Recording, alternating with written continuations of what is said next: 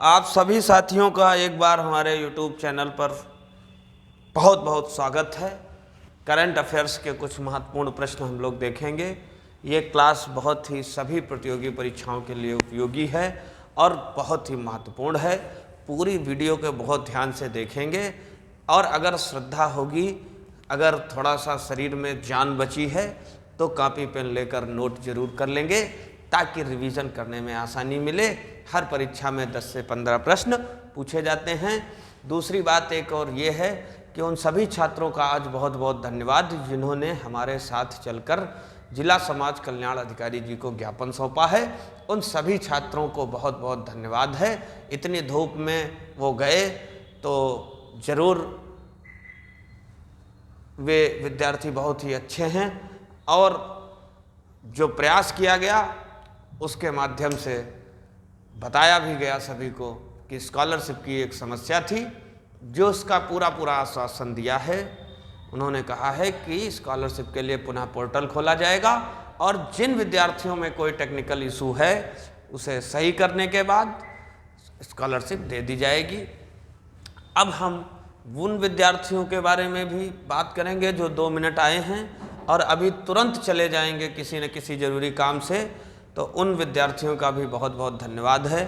उन सबसे मैं ये बात बताना चाहता हूँ कि क्लास शुरू होने जा रही है और अगर आप पूरी वीडियो नहीं देख सकते हैं तो आप फालतू में 2-4 अपने बहुमूल्य क्षण बर्बाद मत करिए। अगर देखना है तो पूरी क्लास को बड़े इत्मीनान से देखिए, अन्यथा चले जाइए कहीं फेसबुक व्हाट्सएप चलाइए जाके। पढ़ाई से तुम्हारे बस की भी नहीं है। अगर आप ये क्लास नहीं देख सकते ना तो फिर पढ़ाई तुम्हारे बस की भी नहीं है। आइए हम प्रश्न की ओर चलते हैं और पहला ही प्रश्न बहुत ही अच्छा और बहुत ही दमदार प्रश्न है कि महिला विश्व मुक्केबाजी चैंपियनशिप 2022 में किसने गोल्ड मेडल जीता। जब भी महिला विश्व मुक्केबाजी चैंपियनशिप का नाम आता है तो हमारे जुबान पर एक ही नाम होता है, MC मैरी कॉम का नाम, जिन्होंने 6 बार गोल्ड मेडल जीता है। ऐसा जो किया है उन्होंने, ये अपने आप में एक अद्भुत है। महिलाएं किसी से भी कमज़ोर नहीं हैं, इस बात को बार बार हम अपनी क्लास में कहते हैं और हमारी एक ऐसी कोचिंग है जिसमें लड़कियों से ज़्यादा लड़के और लड़कियों से ज़्यादा लड़कों से ज़्यादा लड़कियां, दोनों में परस्पर प्रतिस्पर्धा बनी रहती है और दोनों में एक अच्छा खासा कंपटीशन होता है।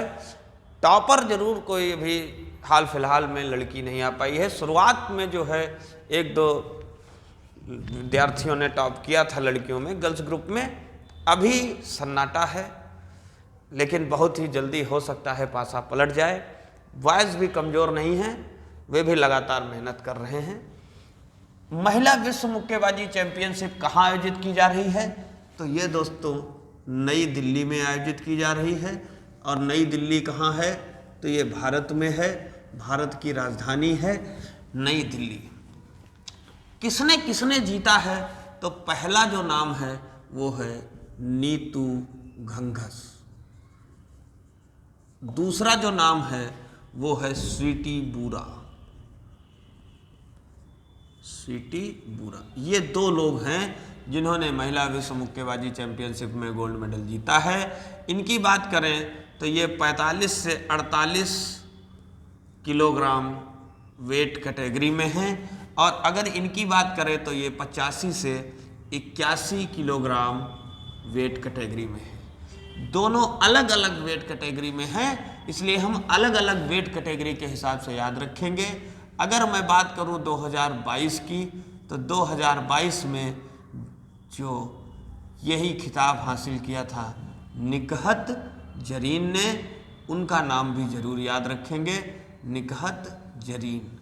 और आपको बताएं MC मैरी कॉम ने कब कब गोल्ड मेडल जीता है, इसकी जानकारी हमें होनी चाहिए। तो हम आपको बताते हैं, पहला 2002, फिर 2005, फिर 2006, फिर 2008, उसके बाद 2010, उसके बाद 2018। 6 बार महिला विश्व मुक्केबाजी चैंपियनशिप में गोल्ड मेडल जीता है। बहुत ही शानदार प्रश्न है, जबरदस्त प्रश्न है। नई दिल्ली में इसका आयोजन किया गया है। कब किया गया है देखिए, तो 15 से 26 मार्च तक, 15 से 26 मार्च तक इसका आयोजन किया गया है महिला विश्व मुक्केबाजी चैंपियनशिप का। बहुत ही दमदार पहला ही प्रश्न था, बहुत ही इम्पोर्टेंट है, आने वाली परीक्षाओं में पूछे जाने के 100% चांस है। ठीक है दोस्तों, अगला क्वेश्चन बताते हैं आपको। National science innovation festival, innovation से ही आपको समझ में आ जाना चाहिए कि ये साइंस के विज्ञान की नई नई खोजों पर आधारित है। और इस फेस्टिवल का आयोजन कहाँ किया गया, तो इस फेस्टिवल का आयोजन भी दोस्तों नई दिल्ली में किया गया। और ये जो फेस्टिवल था ये दोस्तों 2 दिवसीय फेस्टिवल है, ये भी आप याद रखेंगे। 2 दिवसीय फेस्टिवल का आयोजन किया गया, national science centre innovation festival नई दिल्ली में। क्लियर हो गई बात, बहुत अच्छा। अब मैं आपको बताता हूँ तीसरे प्रश्न का आंसर। तीसरा क्वेश्चन देखते हैं और उसका आंसर की बात करते हैं। ठीक है, तीसरा क्वेश्चन हमारा कह रहा है कि गार्डन मूर का निधन हो गया, वे कौन थे। गार्डन मूर का निधन हो गया, वे जो थे वो इंटेल के सह संस्थापक थे। कौन थे दोस्तों, इंटेल के सह संस्थापक थे। आइए आपको पूरी बात बताते हैं। 94 वर्ष की आयु में इनका निधन हो गया। ये इंटेल के सह संस्थापक थे, इंटेल के सह संस्थापक, इंटेल के सह संस्थापक थे। और इनका भैया निधन हो गया है। 95 वर्ष की आयु थी इनकी, 95 वर्ष की आयु में इनका निधन हो गया है। और इंटेल जो कंपनी है इसकी स्थापना दोस्तों कब हुई थी, तो इसकी स्थापना हुई थी 1968 में। आप हमको बताइए 1969 में किसकी स्थापना हुई थी भारत के अंदर। तो गार्डन मूर का निधन हो गया। ये कौन थे, ये इंटेल के सह संस्थापक थे। याद रखिएगा, मोस्ट इंपॉर्टेंट प्रश्न है, निधन से प्रश्न पूछे ही जाते हैं, इसमें कोई दो राय नहीं। आइए अगले प्रश्न की ओर चलते हैं। नंबर 4 क्वेश्चन, वही लक्ष्य है कि बहुत कम समय में अधिक से अधिक जानकारी जुटाना ही हमारा लक्ष्य है। और दोस्तों 2 लाइन आप लोग कहते हैं कि कहा करिए, कुछ सुनाया करिए, कुछ बता दिया करिए। तो 2 लाइनें आज की हमारी तरफ से हैं कि चाहने वालों की संख्या भले ही कम हो जाए, लेकिन जलने वालों की संख्या लगातार बढ़ती रहनी चाहिए। चाहने वालों की संख्या भले ही कम हो जाए, लेकिन जलने वालों की संख्या लगातार बढ़ती रहनी चाहिए। जिस दिन आपकी बुराई शुरू हो जाए, समझ लेना कि आप कामयाब हो चुके हैं या आप कामयाबी के बहुत नज़दीक आ चुके हैं।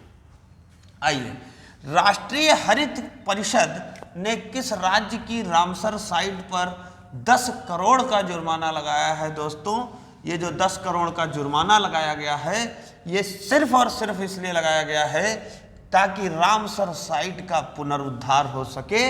रामसर साइट पर ही खर्च किए जाएंगे। आपको बताना है कि कहाँ की, किस राज्य की रामसर स्थल पर ये 10 करोड़ का जुर्माना लगाया गया है, तो उस राज्य का नाम है केरल। उस राज्य का नाम है केरल। क्यों लगाया गया है आपको बताते हैं। अनियंत्रित प्रदूषण को रोकने में विफल रही केरल सरकार।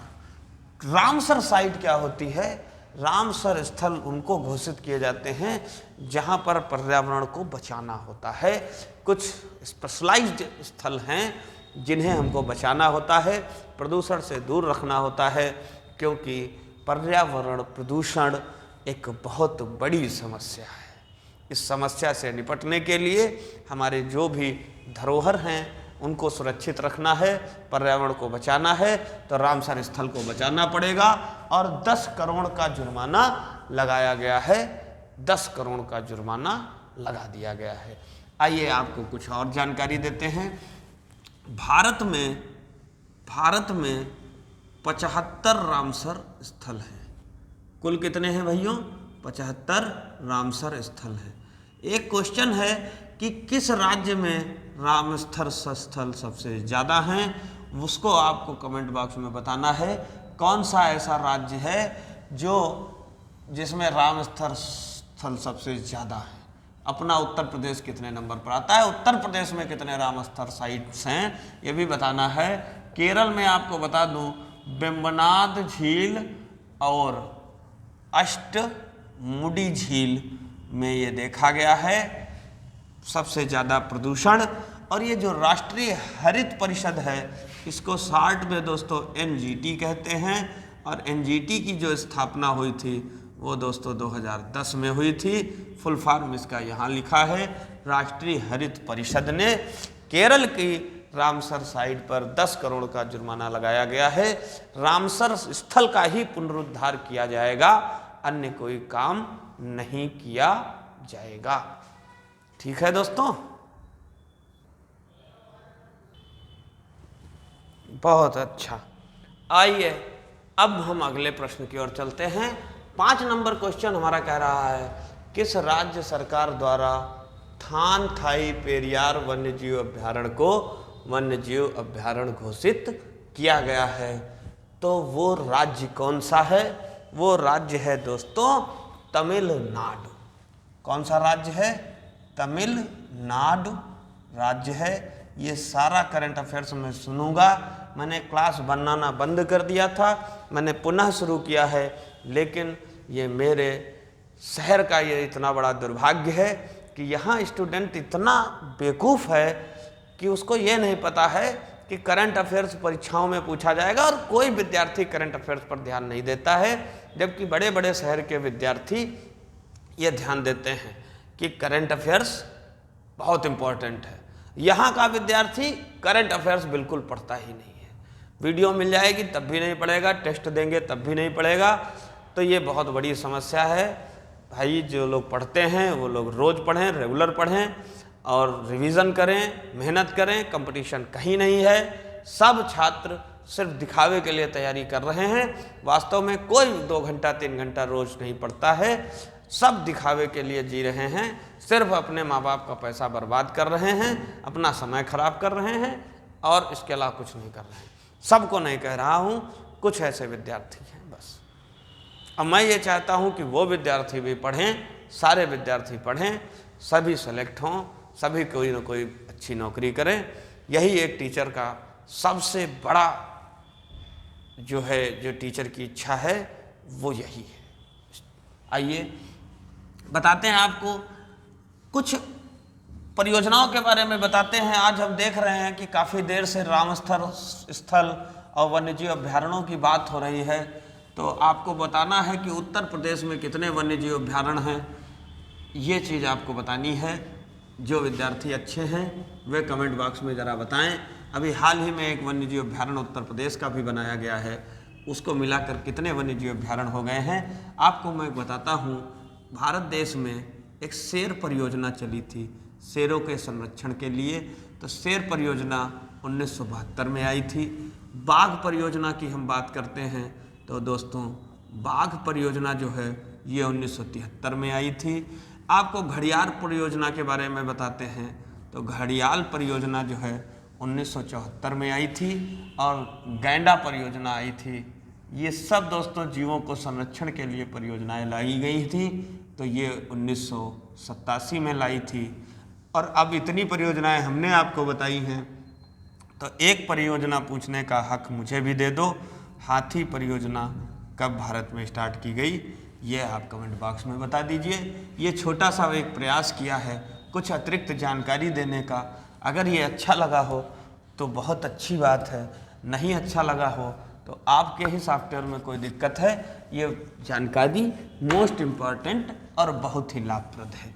डिल्मा रूसेफ को किस संस्था की प्रमुख बनी है, तो दोस्तों एक बैंक है new development bank, new development bank, जिसकी दोस्तों स्थापना की गई थी 2014 में, जिसकी स्थापना की गई थी 2014 में, जिसका दोस्तों मुख्यालय है शंघाई चीन, जिसका दोस्तों मुख्यालय है शंघाई चीन।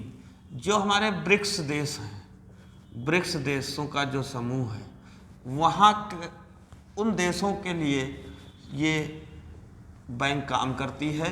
ब्रिक्स का फुल फॉर्म पूछा जाता है, तो फुल फॉर्म का मतलब ये है ब्रिक्स का कि ब्रिक्स में कितने देश हैं। ये बहुत आसानी से आप लोग याद कर सकते हैं। क्वेश्चन हमेशा पूछे जाते हैं निम्नलिखित में से कौन सा ब्रिक्स समूह का देश नहीं है। वहाँ पर आपको ये प्रश्न बहुत अच्छा लगेगा, यकीन मानिए। एक एक चीज़ मैं आपको बता दूंगा। ब्राज़ील, उसके बाद रूस, उसके बाद दोस्तों भारत, और उसके बाद चीन, और फिर कौन है ब्रिक्स, ब्राज़ील, रूस, भारत, चीन, एक कोई दोस्तों और देश है, थोड़ा सा उसका नाम स्लिप हो गया है, कमेंट बॉक्स में बताइए। और एक क्वेश्चन और है इसी पर आधारित कि कौन सा देश ब्रिक्स न्यू डेवलपमेंट बैंक का नया सदस्य बना है, तो मैं उसका भी आंसर यहीं पर आपको दे दूं, वो है मिस्र। टाइम भी बचेगा और समझाने में भी दिक्कत नहीं आएगी। ये बात हो गई आपकी। डिल्मा रूसेफ किस संस्था की प्रमुख बनी है? न्यू डेवलपमेंट बैंक की। ब्रिक्स देशों के जो समूह हैं उनका विकास करना, ध्यान रखना इस बैंक का काम है। आइए हम अगले प्रश्न की ओर चलें। हाल ही में वैदिक विरासत पोर्टल का उद्घाटन किसने किया है? वैदिक विरासत पोर्टल में क्या किया जाएगा दोस्तों? वैदिक विरासत पोर्टल में चारों वेदों की जानकारी दी जाएगी। वैदिक विरासत पोर्टल। मैं तो दोस्तों कोई क्वेश्चन ही नहीं लिखना चाहता हूँ, मैं तो आपको बस ऐसे ही ब्लैंक वाइट बोर्ड पर सीधे सीधे मार्कर से ही मैं सारी हेडिंग लिख के और आपसे करंट अफेयर्स का डिस्कशन कर लें। लेकिन क्या रहेगा ना, फिर आप ये सोचेंगे कि क्वेश्चन कैसे पूछे जाएंगे। इस वजह से ये सब तामझाम इतना लिखना पड़ता है, काफ़ी समय लगता है। आप तो पढ़ नहीं पा रहे हैं, आप कभी बोर्ड पर आके देखिए, जब आप वीडियो बनाएंगे या कुछ भी लिखेंगे तो आपको घंटों लग जाएंगे। ये सारी मेहनत बस आपके लिए है, आपके प्यार के लिए है। आप इतना मानते हैं और ऐसे मानने वाले सिर्फ और सिर्फ 20 से 30 स्टूडेंट्स हैं जिनकी वजह से मैं ये क्लास बना रहा हूँ। बाकी तो आप जानते हैं, भैंस के आगे बीन बजाइए, भैंस खड़ी पगुराए, सीधी बात है। तो वो तो बेकार है उनके लिए। और जो लोग ये कहते हैं ना कि सब डाटा ख़त्म हो जाता है, तो भाइयों, साथियों, विद्यार्थियों, अगर 1.5 GB डाटा शाम तक खर्च कर देते हो ना, 2 GB, और वो भी बिना पढ़ाई के, मतलब कोई काम वाली चीज़ देखो तब तो ठीक है, तो वास्तव में सफलता से दोस्त बहुत दूर हो। मंजिल से दूरी बढ़ रही है, न कि नज़दीकी बढ़ रही है। जिस दिन 1.5 GB में 50% का भी मैसेज ना आए ना मोबाइल पे, बस समझ लेना कि कामयाबी की ओर अग्रसर हो। जब शाम तक तुम्हारे मोबाइल का डाटा ही ख़त्म हो जाता है तो फिर आप जान लीजिए क्या हालत है आपकी, किसी से छिपी नहीं है। ख़त्म हो जाता है शाम तक डाटा। बहुत अच्छा। वैदिक विरासत पोर्टल जो है, ये उसका उद्घाटन तो आपको बता देते हैं किया है अमित शाह जी ने, अमित शाह जी ने, ठीक है। और इसके बाद आपको बता दें इनके पास 2 मंत्रालय हैं। गृह मंत्रालय है, ये तो सबको मालूम है, प्लस एक सहकारिता मंत्रालय भी है, सहकारिता मंत्रालय भी है। तो वैदिक विरासत पोर्टल में चारों वेदों की क्या दी जाएगी? जानकारी दी जाएगी। चारों वेदों की जानकारी उपलब्ध कराई जाएगी। 4 वेद कौन कौन से हैं? अब वेद भी आपको पता होने चाहिए। 4 वेद जो हैं वे बहुत इम्पोर्टेंट हैं, पेपर में आते हैं, पूछा जाता है। तो पहला है हमारा ऋग्वेद, ऋग्वेद, सामवेद, अथर्ववेद, यजुर्वेद। अब आपको दोस्तों बताना है, वेद त्रयी एक होता है।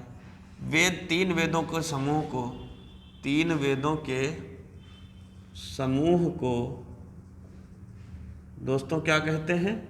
वेद त्रयी कहते हैं।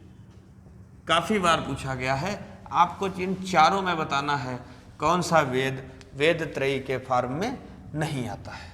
बहुत अच्छा।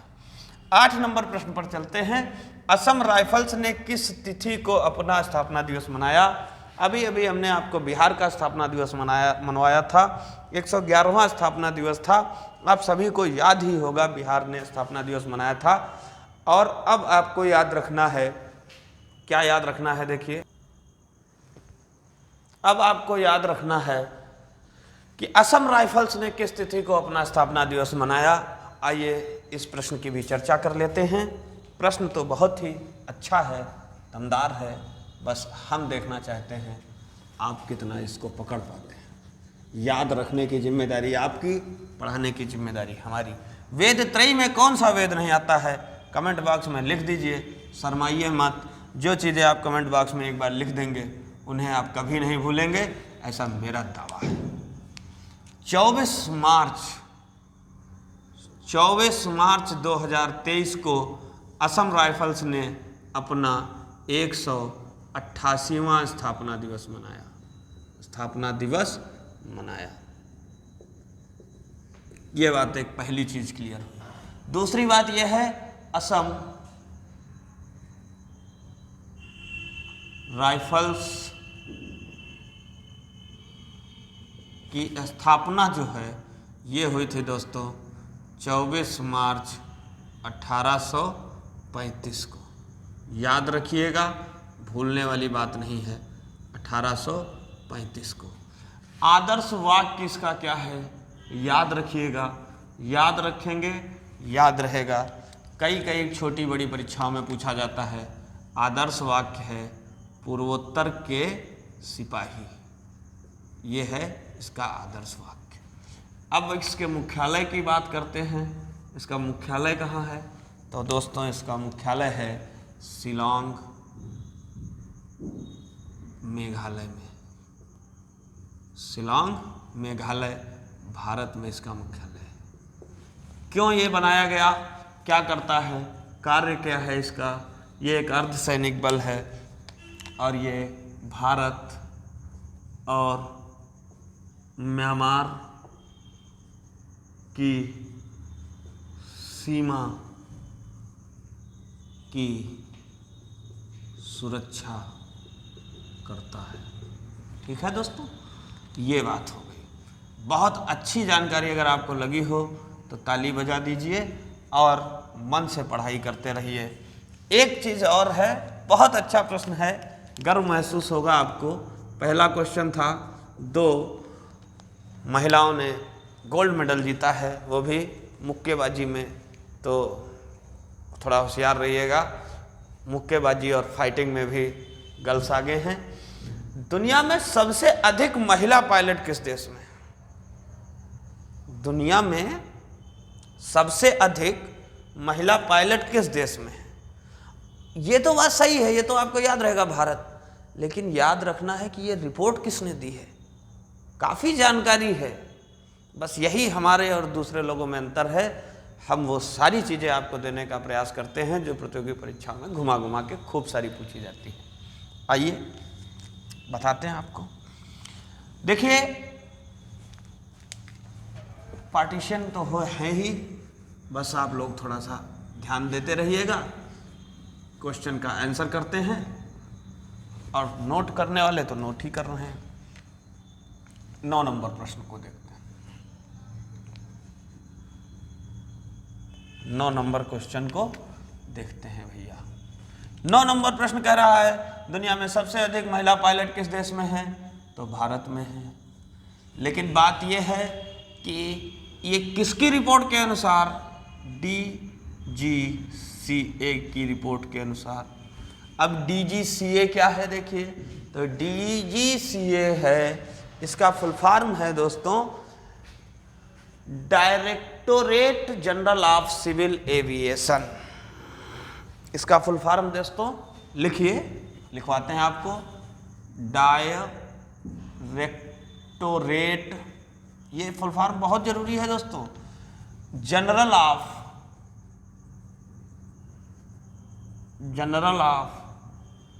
Civil aviation, general of civil aviation इसका फुल फॉर्म है। हिंदी की बात करें, नागरिक उड्डयन महानिदेशालय, नागरिक उड्डयन महानिदेशालय, ये है इसका फुल फॉर्म, एक हो गया। दूसरी बात अगर हम बात करें इसका मुख्यालय कहाँ है, तो दोस्तों इसका मुख्यालय है नई दिल्ली में। इसका मुख्यालय कहाँ है, नई दिल्ली में।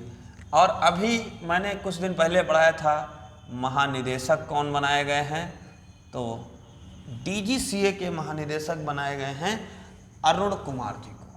किसे बनाया गया है, अरुण कुमार जी को, अरुण कुमार जी को बनाया गया है डीजीसीए का महानिदेशक। ये इतनी बात आपको याद रखनी है।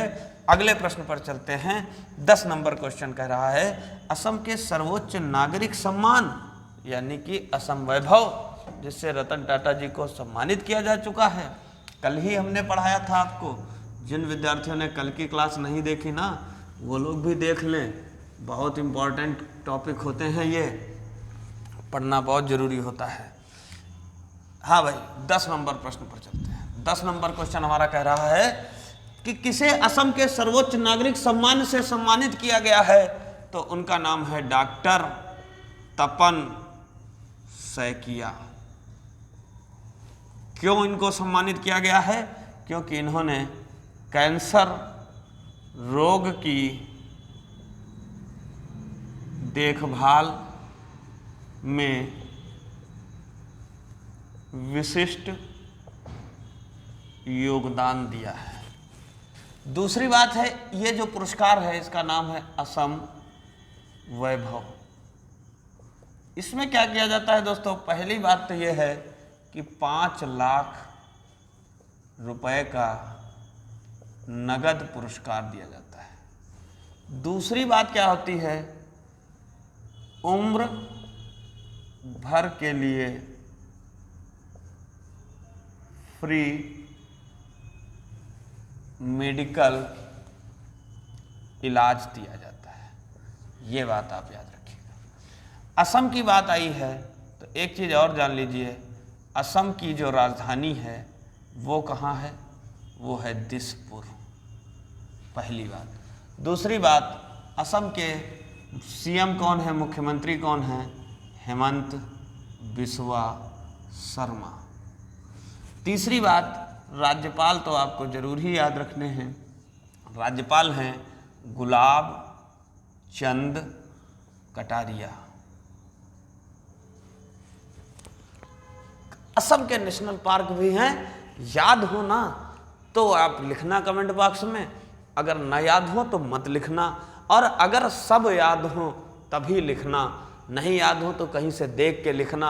अगर सब न याद लिखने की क्षमता हो तो मत लिखना, 1-2 नहीं लिखना। अधूरा ज्ञान बहुत खतरनाक होता है। ज्ञान होना चाहिए तो पूरा, नहीं तो अधजल गगरी छलकत जाए वाला हाल हो जाएगा। तो नेशनल पार्क तो आप लोग देखिएगा, अगर सारी चीज़ें लेंगे तो बड़ा लंबा वीडियो हो जाएगा, मज़ा नहीं आएगा फिर। किस राज्य के मुख्यमंत्री ने वृक्ष संपदा योजना शुरू की है? योजना तो वास्तव में बहुत अच्छी है, बहुत अच्छी योजना है। आइए हम बात कर लेते हैं, किस राज्य सरकार ने वृक्ष संपदा योजना शुरू की है। मुख्यमंत्री भी कह सकते हैं, मुख्यमंत्री वृक्ष संपदा योजना शुरू की है। आइए बात करते हैं। देखिए 21 मार्च को हम सब लोग जानते हैं कौन सा दिन था।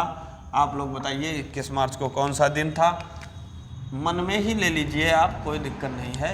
21 मार्च को वानिकी दिवस के अवसर पर भूपेश बघेल जी ने, जब से दोस्तों राहुल गांधी जी पर मानहानि का दावा लगा है, 2 साल की सज़ा सुनाई है सूरत हाई कोर्ट ने। 2019 के भाषण के दौरान जो है उनके मुंह से मोदी सरनेम को लेकर एक टिप्पणी निकल गई थी।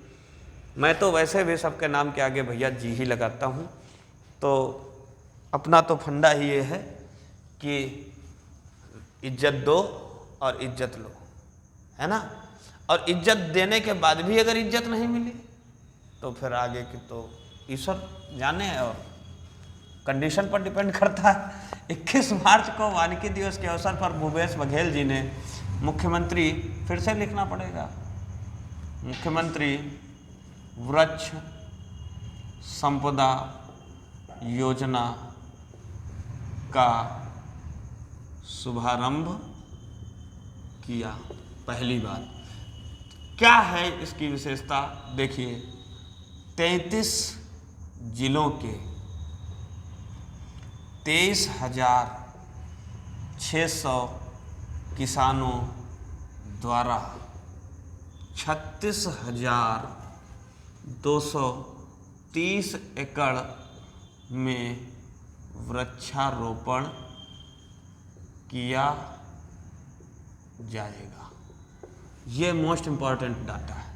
यानी कि अगले 5 वर्षों में, अगले 5 वर्षों में 1,80,000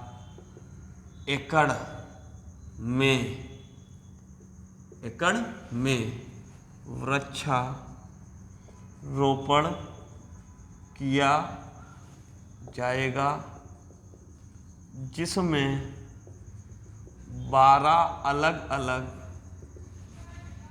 किस्म के पेड़ लगाए जाएंगे। जिससे दोस्तों जानकारी बहुत है, बस ये है कि सोचते हैं देंगे तो ज़्यादा लंबा वीडियो हो जाएगा, फिर आपको नोट करने में दिक्कत होगी, लिखने में है अपने पास बहुत कुछ, जिससे 10 से 15,000 रुपये की वार्षिक आय भी होगी। कई जगह से होगी ये आय, एक ही जगह से नहीं होनी है। काउंट करेंगे तो पैसा बहुत ज़्यादा आएगा। ये तो आपको बस सिर्फ ये दिख रहा है 10 से 15,000 का एक खाली रेशियो बनाया गया है। आइए अगले क्वेश्चन की ओर चलते हैं। किन देशों ने सार्वजनिक कर्मचारियों के काम के फ़ोन से टिकटॉक ऐप का प्रतिबंध लगाया है? काम के फ़ोन से मतलब ये होता है दोस्तों कि बहुत सारे मोबाइल फ़ोन हमारे ऐसे होते हैं जो हमारे काम के होते हैं। काम का तो सभी होते हैं फ़ोन, स्पेशलाइज्ड होते हैं, जैसे सरकारी फ़ोन होते हैं, दिए जाते हैं, उनमें सब सिस्टम रखा जाता है कि आप कहीं भी जाएंगे, कहीं भी आएंगे तो लोकेशन वगैरह सब मेंटेन रहेगी, और आपको बारी बारी से ध्यान भी रखा जाता है। काफ़ी ऑनलाइन चीज़ों से काफ़ी सुधार आया है। अब जैसे है काफ़ी से कैमरा लगा है, आप कहीं भी जाइए मोबाइल पे खोल के देख सकते हैं। घर अपना है, कैमरा लगा हुआ है, गाड़ी बाहर खड़ी है, कैमरा लगा हुआ है, सारी सुख सुविधाएं हैं। तो जैसे जैसे चोर टेक्निकल हो रहे हैं वैसे वैसे व्यवस्थाएं भी बन रही हैं। ज़्यादा बात करेंगे तो वीडियो लंबी हो जाएगी, इसलिए कम बात करके फटाफट बता देते हैं। यूके और फ्रांस के लोगों को काम के मोबाइलों पर टिकटॉक बैन कर दिया है। फ्रांस की जो दोस्तों राजधानी है वो पेरिस है, और इसकी जो मुद्रा है वो यूरो है। ये फ्रांस के बारे में जानकारी हो गई। फ्रांस की एक बात और है कि फ्रांस में एक भी मच्छर नहीं पाया जाता है। किस देश ने पानी के भीतर परमाणु सक्षम हमला करने वाले ड्रोन का परीक्षण किया है? तो वो तो दोस्त खतरनाक देश है, और ख़तरनाक है तो कितना, बहुत। उत्तर कोरिया और दक्षिण कोरिया को जो लाइन अलग करती है उसे कहते हैं 38वीं समानांतर रेखा। ये बात आप याद रखिएगा, 38वीं समांतर रेखा नॉर्थ कोरिया साउथ कोरिया को अलग करती है। उत्तराखंड सरकार ने किस शहर में स्पोर्ट्स यूनिटी स्थापित करने जा रही है? तो उस शहर का नाम है हल्द्वानी। हल्द्वानी उस शहर का दोस्तों नाम है, इसको भी आप याद रखिएगा। और बहुत ही अच्छा, बहुत ही दमदार क्लास रही, ये तो हम कह रहे हैं। आपको ये क्लास कैसी लगी आप हमें ज़रूर बताइए। आप लोगों ने इतने मन से क्लास पढ़ी, इसके लिए आपको धन्यवाद है। आप इसका रिवीजन करिएगा। करंट अफेयर्स में आप एक बहुत ही मजबूती के साथ खड़े होंगे प्रतियोगी परीक्षाओं में, तो आपको बहुत ही ज़्यादा फायदा मिलेगा। और मैं ईश्वर से ऐसी प्रार्थना करता हूँ कि आप सभी लोग स्वस्थ रहें, ताकि आपकी पढ़ाई पर कोई भी बाधा उत्पन्न ना हो। इन्हीं बातों के साथ मैं अपनी वाणी को विराम देता हूँ। आप सभी लोग बहुत अच्छे से पढ़ाई करिए, स्वस्थ रहिए, मस्त रहिए, ऐसा ही हमारा विचार है। जो लोग ऑफलाइन क्लास करना चाहें वे लोग जुड़ सकते हैं, ऑनलाइन आपको मिल रही है। ठीक है दोस्तों, कोई भी सवाल, कोई भी क्वेश्चन, कोई भी डाउट हो तो उसे कमेंट बॉक्स में ज़रूर बताएं। धन्यवाद। जय हिंद, जय भारत।